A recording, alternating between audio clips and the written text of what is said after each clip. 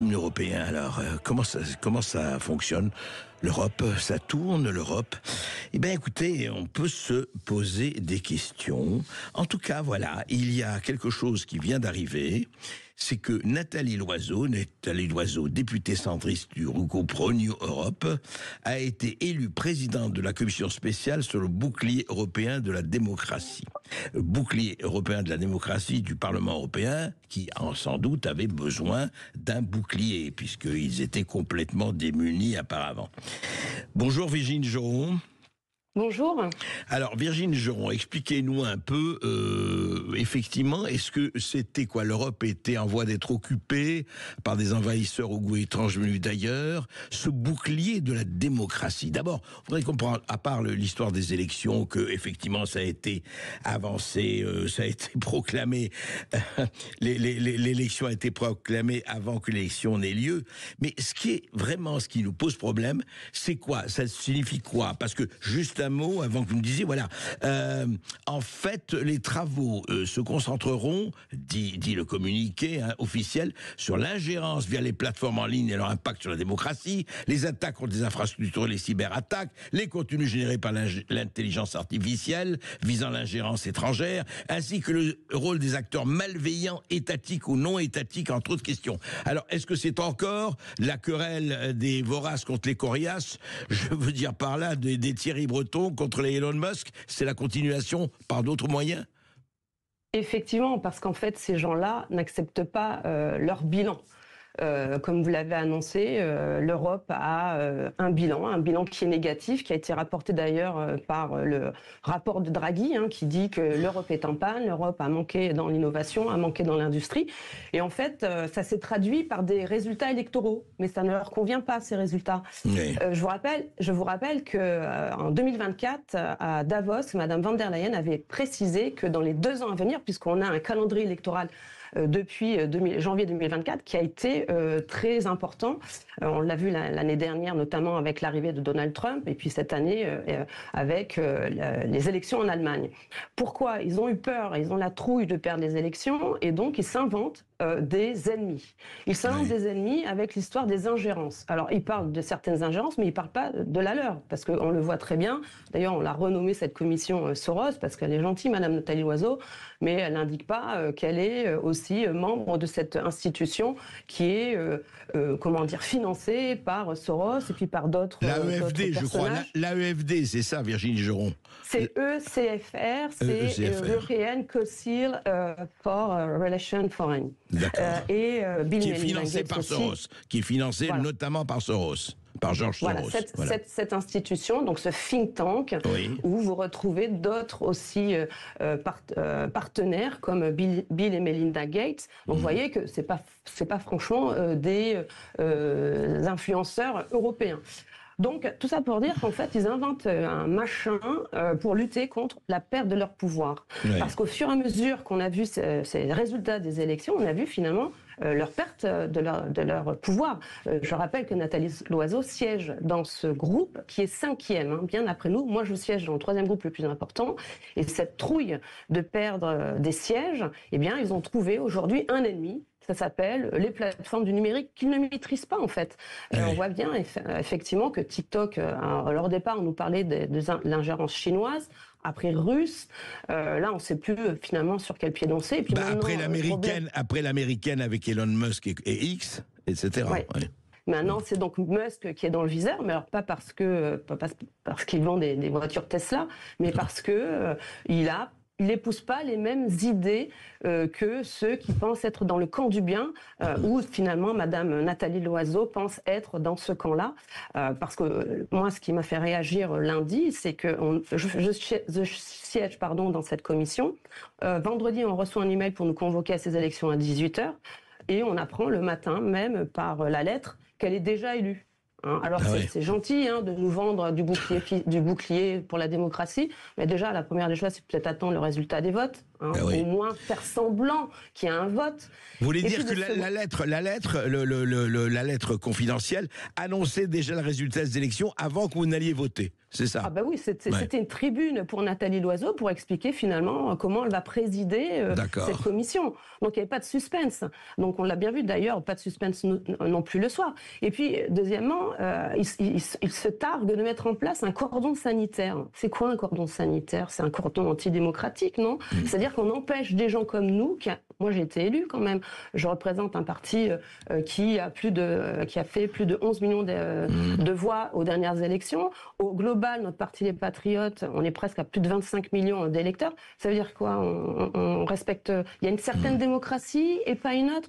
Donc c'est du grand foutage de gueule. D'ailleurs, je le souligne et je l'ai bien mis en avant, notamment dans la constitution de cette nouvelle commission, et aussi déjà dans l'investiture factice de Madame Loiseau. Mais alors Virginie Joron, en fait, oui, cordon sanitaire, en fait, on veut toujours essayer ici, alors que sortent aux États-Unis, et on va en parler, toutes les révélations sur le USAID, sur un certain nombre de facteurs de corruption et de finances quand même assez hallucinantes. Et ici, on essaye de absolument, on ferme porte, on ferme fenêtre, on se bouche les oreilles, on se bouche les yeux. Mais est-ce qu'on peut le faire longtemps? Parce que ce qu'on apprend, par exemple, c'est deux choses assez hallucinantes. Vous savez, juste pour savoir, je voudrais savoir, parce que vous êtes là-bas, vous êtes à Bruxelles comme à Strasbourg, vous êtes dans le cœur du réacteur, comment réagit et à la fois les députés et l'entourage, les entourages, à cette cascade absolument hallucinante de révélations qui se passe outre-Atlantique côté Washington, que ce soit l'USAID, que ce soit les pactes de corruption, etc. Comment ça réagit chez vous? Alors, pour l'instant, je vous dis, ils sont dans leur tunnel. Ils ont mis en place cette commission de bouclier dit démocratique. Donc, ils ont bien conscience que ça bouge. Et d'où, effectivement, c'est cette volonté de mettre en place rapidement en marche cette commission. Et à l'intérieur, moi, je vous cite, j'ai le rapport qui a constitué cette commission. Il est écrit, accrochez-vous bien. Donc, la mission de cette commission, son but, c'est l'éducation aux médias et à l'information, au pluralisme des médias et au journalisme indépendant. Ça, c'est plutôt pas mal, mais surtout à la promotion de l'engagement civique, à l'éducation de l'esprit critique. Parce qu'en fait, leur problématique, c'est que l'information, les nouveautés qui sont liées notamment à l'accès à ces plateformes, leur échappent. Et comme ça leur échappe, ils mettent en place tous ces nouveaux outils. Et surtout, cette commission dite démocratique, elle impose des futures auditions à huis clos. Donc on est effectivement aujourd'hui dans ces scandales, et moi je suis heureuse de voir que tous les jours, c'est un show où on voit effectivement des nouveaux scandales, parce que c'est tous les jours un scandale. Il y a déjà celui-ci avec notamment la mise en place antidémocratique de cette présidente. Vous avez effectivement, on apprend que la BBC touche de l'argent de la commission, et on voit que derrière USAID aussi finance Politico. Donc on voit bien que ces influences que nous on voyait d'une certaine manière, notamment avec l'autre scandale où on voit que la commission a financé des ONG vertes pour influencer des députés. Et bien effectivement, c'est un jeu qui depuis des années fonctionne ici. On l'a vu avec le Qatargate. Moi, je vous rappelle juste Madame Goulard. Madame Goulard était candidate pour être commissaire ici au marché intérieur. Et pourquoi elle n'a pas pu accéder? Parce qu'on a eu la preuve qu'elle touchait 12 000 € par un think tank américain. Donc l'histoire des ingérences et des influences a toujours existé. Donc ce qui est bien avec ces élections, c'est qu'il y a une résistance. Il y a une résistance, c'est-à-dire ce rouleau compresseur pour aller que dans un sens, et la réaction, j'ai envie de dire, de l'élite bruxelloise qui veut garder son pouvoir, c'est quoi? Ça a été d'annuler les élections en Roumanie.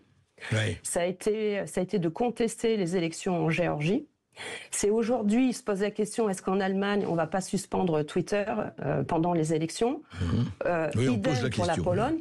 Il se pose la question, idem pour la Pologne.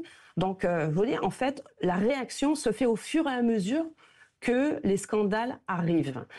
Donc, il n'y a pas de stratégie, mais il y a effectivement cette volonté de cacher, parce que heureusement, vous êtes là pour en parler.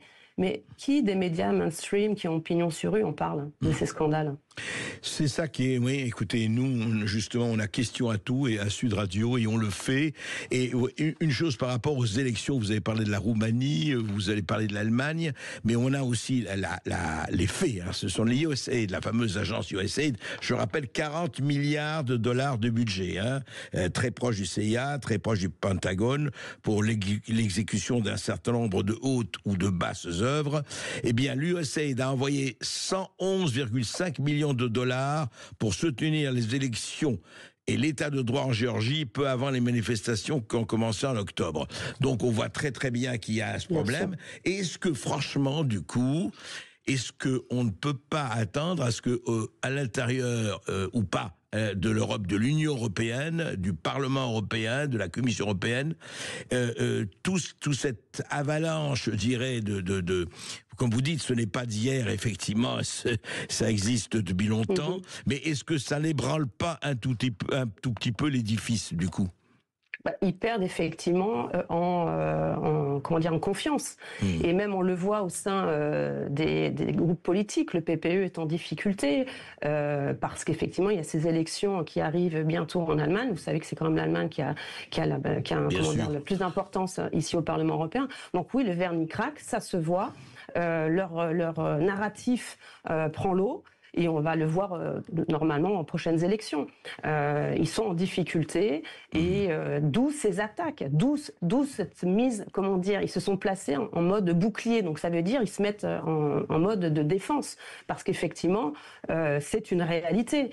On le savait, c'est bien que cela sorte. Nous, notre travail, c'est de s'opposer à ce système. Nous, on siège avec mes collègues dans cette commission et on sera là pour s'opposer, pour rappeler et pour montrer ce qu'il se passe, même s'il y aura des réunions à huis clos, parce que pourquoi les citoyens n'ont plus confiance dans ces institutions? On l'a vu avec l'affaire Pfizer, ça a été caché encore aujourd'hui, c'est caché. Donc si ils ont un bilan, ils ont des comptes à rendre aux citoyens, et nous, notre rôle, c'est de le démontrer. Et je vous assure que oui, il y a des conférences qui se mettent en place avec d'autres partis politiques, parce qu'effectivement, ce qu'on a vu aux États-Unis, cette vague est en train d'arriver ici en Europe, mais quand même, il y a des gens, comme là j'ai entendu dire par rapport à X et Twitter, à la Commission, des enquêtes sont actuelles, mais il y a quand même une évidence qu'on ne peut pas non plus se couper de tout. Donc il va y avoir une certaine résistance, vous verrez sans doute, entre différents commissaires et nous, parlementaires. Virginie, on va effectivement continuer. Oui, nous allons suivre ça. Je sais que vous continuez. Nous allons suivre ça parce que effectivement, aujourd'hui, ce n'est pas le huis clos en aucun cas qui ne doit dominer, mais la transparence. Exactement. Merci. Merci à vous. Sud Radio. Sud Radio. Parlons vrai. Parlons vrai.